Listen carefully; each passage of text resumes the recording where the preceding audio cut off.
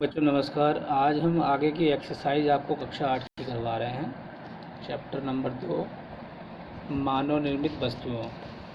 चलिए आगे हम लोग देखते हैं। कुछ एक्सरसाइज रह गई थी हमारी।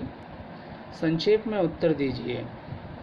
प्राकृतिक एवं मानव निर्मित वस्तुओं से आप क्या समझते हैं? देखिए बच्चों, प्राकृतिक वस्तुएं कौन सी वस्तुएं होती हैं जो हमें प्रकृति के द्वारा प्राप्त होती हैं, और मानव निर्मित कौन सी वस्तुएं हैं जो मानव खुद निर्मित करता है, यानी मानव उसका निर्माण करता है। यदि प्राकृतिक वस्तुओं की यदि हम लोग बात करें तो कौन सी है प्राकृतिक वस्तुएं? प्राकृतिक वस्तुएं हमारे चारों तरफ दिखने वाले पेड़ पौधे, जंतु, ठीक है, जैसे फल सब्जियां, पेड़ पौधों से मिलने वाली, जंतुओं से मिलने वाले क्या है, जंतुओं से हमें रेशे, जो उनकी जैसे भेड़ से ऊन मिलती है ना। इसके अलावा हमें कपास के पौधे से मिलता है। तो ये क्या है, ये हमारे प्राकृतिक रूप में हमें ये मिल रहे हैं, ये वाले जो वस्तुएं हैं। और कुछ ऐसी वस्तुएं जो मानव निर्मित हैं, जैसे कि लकड़ी जो पेड़ से मिली वो तो प्राकृतिक है, लेकिन मनुष्य ने उस लकड़ी से क्या बना दिया, कुर्सी बना दी, मेज बना दी, ये मानव निर्मित हो गई, है ना। तो इसी तरह से प्रकृति से हमें क्या मिला, प्रकृति से हमें मान लीजिए फल मिला, फल हमें प्रकृति ने दिया, लेकिन उस प्रकृति फल से हमने क्या बना दिया, जूस, उसका हमने जूस निकाल के हमने उसका आइसक्रीम बना दिया, है ना। उस इसी तरह दूध मिला, दूध से हमने क्या बना दिया, हमने दूध से बहुत सारी चीज़ें बना दी, दूध से बने हुए प्रोडक्ट्स बना दिए, है ना। दूध से जैसे हमने उसी दूध का प्रयोग करके हमने पनीर बना दिया, है ना, उसी से घी बना दिया। तो ये क्या होता है, इसको मानव जो है क्या कर रहा है, उसको दूसरे रूप में बदल दे रहा है, यानी मानव उसका निर्माण कर रहा है। तो ये होती है मानव निर्मित वस्तुएं। किन्हीं 4 प्रकार के कांच का नाम लिखिए। देखिए मैंने आपको बताया था कांच कई प्रकार के होते हैं, जिसमें आपका मृद कांच होता है, इसके अलावा आपका और क्या होता है बच्चों, कठोर कांच होता है, और फ्लिंट कांच, प्रकाशीय कांच होता है, फोटोक्रोमिक कांच होता है। ये हमने आपको कई तरह के कांच बताए थे। पॉलीथीन, टेफ्लॉन, एक्रिलिक तथा बेकेलाइट के एक एक उदाहरण या उपयोग बताइए, इनका क्या है। देखिए पॉलीथीन का उपयोग मैंने आपको बताया था कि पॉलीथीन का उपयोग किस में किया जाता है, थैलियाँ बनाने में, बोतलें बनाने में, बाल्टी बनाने में।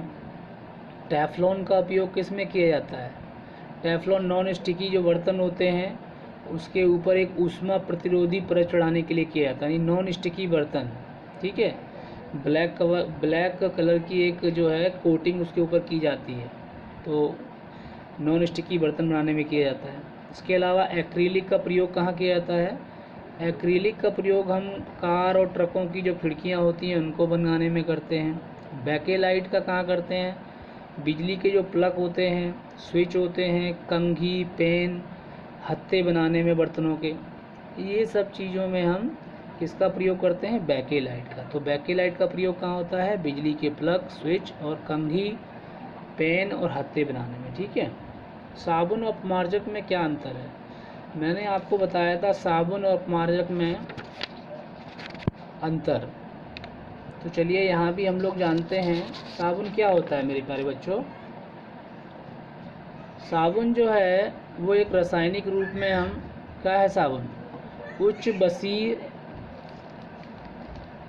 अम्लों के सोडियम तथा पोटेशियम लवण होते हैं, यानी कि सोडियम और पोटेशियम लवण किसके, उच्च बसीय अम्लों के, ये क्या होते हैं, सोडियम और पोटेशियम लवण होते हैं। यानी कि साबुन का निर्माण कैसे होता है, सोडियम और पोटेशियम हाइड्रोक्साइड को जब वनस्पति तेल के साथ मिला दिया जाता है तो ये पारस्परिक क्रिया करके साबुन का निर्माण हो जाता है इससे।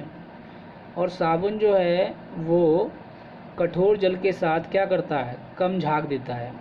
इसके अलावा अपमार्जक क्या है, अपमार्जक जो है इसे हम डिटर्जेंट बोलते हैं, और ये कठोर जल के साथ झाग देने वाला एक रासायनिक पदार्थ है, यानी कि ज़्यादा झाग देता है और हम कपड़ों को अपमार्जक की मदद से साफ़ कर सकते हैं कठोर जल में। इसके अलावा ये रासायनिक दृष्टिकोण से साबुन से थोड़ा भिन्न होता है। तो साबुन और अपमार्जक में एक बेसिक अंतर ये है कि साबुन जो है वो कठोर जल के साथ झाग नहीं देता और हम इससे कपड़े साफ़ नहीं कर सकते कठोर जल में। अपमार्जक जो है, जिसे हम डिटर्जेंट बोलते हैं, जो कि जैसे निरमा है, सर्फ है, एक्सेल है, ठीक है जी, तमाम आप देख रहे हैं मार्केट में आज आ चुके हैं अपमार्जक। इनका इस्तेमाल हम कपड़ों को साफ़ करने के लिए करते हैं, क्योंकि गाँव में क्या होता है, वो हम जो ग्राउंड वाटर है, जो ज़मीन से निकलता है पानी, वो हार्ड वाटर होता है ज़्यादातर, तो इसलिए अपमार्जक का प्रयोग हम लोग करते हैं। उसके बाद मृतिका क्या होती है, मैंने आपको अच्छी तरह से बताया था मृतिका के बारे में कि मृतिका है क्या। यदि हम एक लाइन में इसको देखें तो बहुत ही आसान शब्दों में कि कुम्हार क्या करता है, चीनी मिट्टी से बर्तनों को बनाता है और उन बर्तनों को फिर पकाता है, और पके हुए जो बर्तन होते हैं मिट्टी के, उन्हीं को मृतिका कहा जाता है। ठीक है बच्चों। संश्लेषित रेशे क्या होते हैं, ऐसे रेशे जिनको मनुष्य तैयार करता है।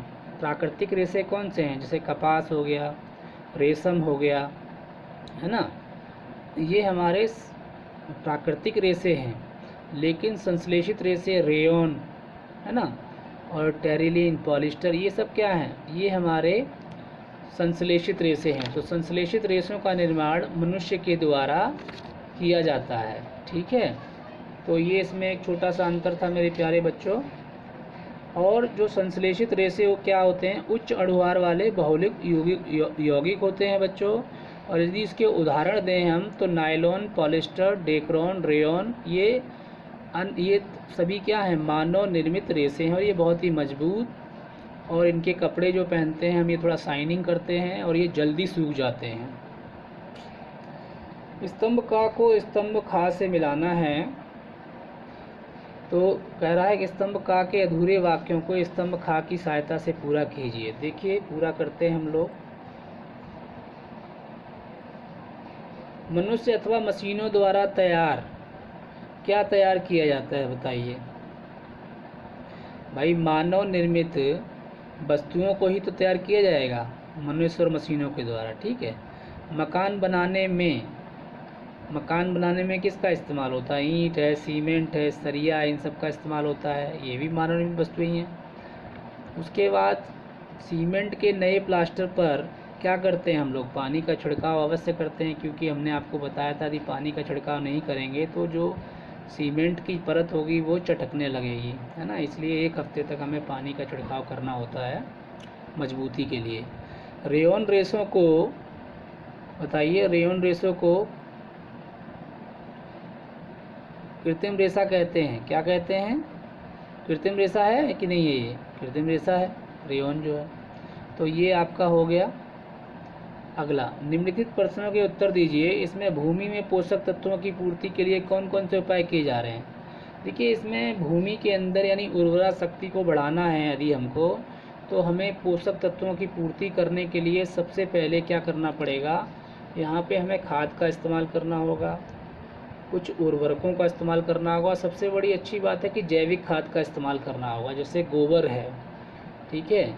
और हमको इसके अलावा क्या करना होगा, हमें फसल चक्र जो है उसको अपनाना होगा, यानी कि अलग अलग तरह की फसलों का हमें उत्पादन करना होगा खेत में, और हमें कुछ समय के लिए खेत को खाली भी छोड़ना होगा, क्योंकि यदि हम लगातार खेत में क्या करते हैं, खेती करते रहते हैं, तो हमारी जो उर्वरा शक्ति है खेत की, यानी कि जो मिट्टी में पोषक तत्वों की कमी हो जाती है ना, तो इसलिए उसको हमें कुछ समय के लिए छोड़ना होता है। तो फसल चक्र को एक अपनाना हमारे लिए बहुत अच्छी चीज़ है कि अलग अलग तरह की फसलों का हम दालें भी उगाएं, है ना, हम गेहूं भी उगाएं, हम जो है उसके अंदर चावल भी उगाएं। तो इस तरीके से हम अलग अलग तरह की फसलों को जब बदल बदल के जब लगाते हैं तो हमारी भूमि में जो पोषक तत्वों की पूर्ति हो जाती है।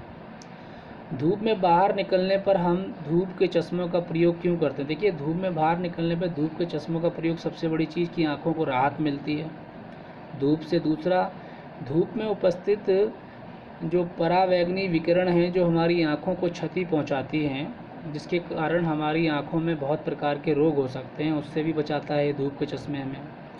संश्लेषित रेशों से बने वस्त्र जल्दी क्यों सूख जाते हैं? क्योंकि जो संश्लेषित रेशे होते हैं वो कैसे होते हैं, ये बहुत ही सुंदर होते हैं और ये बहुत ही मुलायम होते हैं, ठीक है। और ये क्या करते हैं, ये जो पानी होता है उसको कम अवशोषित करते हैं, जिसके कारण क्या होता है कि हवा चलने से भी ये सूख जाते हैं। जैव निम्नीकरण और एवं जैव अनिम्नीकरण में क्या अंतर है? मैंने आपको समझाया था, जैव अनिम्नीकरणीय का मतलब ऐसे पदार्थ जो जैविक क्रियाओं के द्वारा यानी जीवाणुओं के द्वारा जिनका अपघटन हो जाता है। जैसे कि हमने मान लीजिए सड़े गले हमारे पास क्या हैं, फल हैं, सब्जियां हैं, है ना, या फिर घर में बचा हुआ भोजन है, यदि हम उसको कुछ समय के लिए मिट्टी में रख देते हैं तो वो अपने आप क्या होते हैं, जीव जो सूक्ष्म जीव होते हैं, जो जीवाणु होते हैं, वो क्या करते हैं, उसका निम्नीकरण कर देते हैं, यानी अपघटन कर देते हैं, यानी उसको खा लेते हैं, यानी उसको ख़त्म कर देते हैं पूरी तरीके। कुछ समय के बाद वो वहाँ से गायब हो जाता है। जैव अनिम्नीकरणीय क्या होता है? ऐसे पदार्थ जिनका निम्नीकरणीय नहीं होता, यानी जिनका अपघटन नहीं होता है, जो कि जैसे थे वैसे ही पड़े रहते हैं। जैसे पॉलीथीन यानी प्लास्टिक, जो कि हम सालों साल वैसे ही मिट्टी में दबी रहती है, उसका कुछ नहीं होता, उसका अपघटन नहीं होता है। तो ऐसे पदार्थ जिनका निम्नीकरण नहीं होता है, ठीक है, जैविक क्रियाओं के द्वारा, तो उन्हें हम जैव अनिम्नीकरणीय प्रकार के पदार्थ कहते हैं। तो ये था जैव निम्नीकरणीय और जैव अनिम्नीकरणीय में अंतर, ठीक है। तो बच्चों, ये आपकी पूरी अभ्यास हो चुकी है कक्षा 8 की, इसको ध्यान से देखिएगा। यदि इससे संबंधित कोई भी प्रश्न है तो आप कमेंट बॉक्स में मुझसे ज़रूर पूछना। थैंक यू वेरी मच बच्चों फॉर वॉचिंग दिस वीडियो।